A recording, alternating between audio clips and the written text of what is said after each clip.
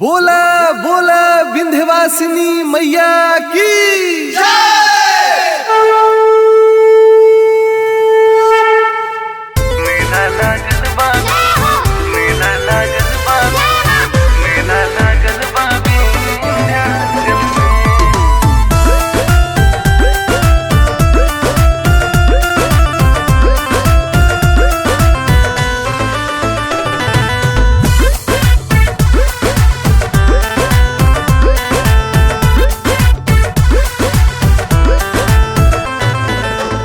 भरनवरात्र माई के सजे मंदिरिया करे मलिनिया सिंगार माई के करे मलिनिया सिंगार छम छम बाजे माई के पाव पैजनिया अढ़ौल बनल बा गलहार माई के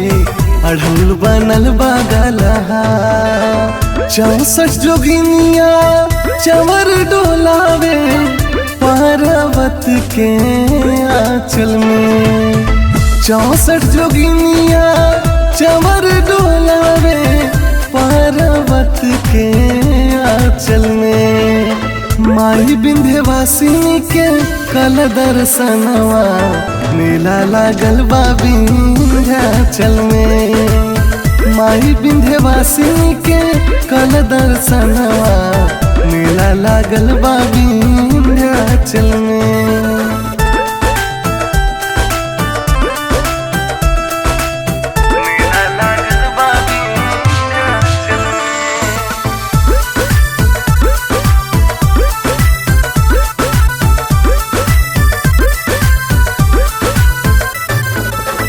आदि शक्ति देवी माई के करिहा पूजनवा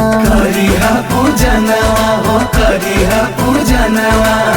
काली खो अष्टभुज के होई दर्शनवा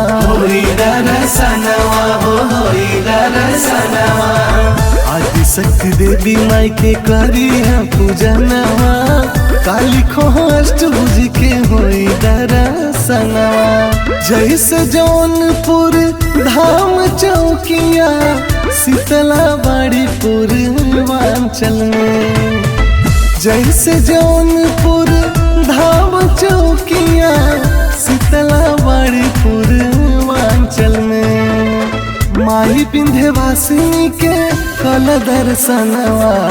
मेला लागल बा विंध्याचल में माई संकट हरनी के कल दर्शनवा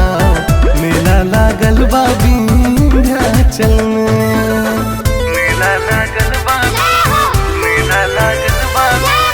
मेला लागल बा विंध्याचल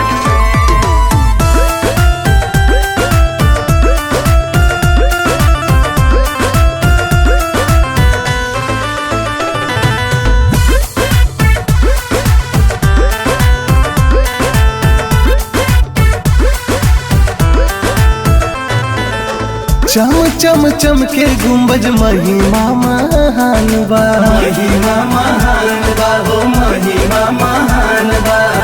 माई के दिन है कि दुनिया जहान बा हो दुनिया जहान बा चम चम चम के गुंबज महिमा महान बा माई के दिन है कि दुनिया जहान बा गुड्डू शुभम जब गावेले भजनवा बड़ा निक लागे देखी नाचल में गुड्डू शुभम जब गावेले भजनवा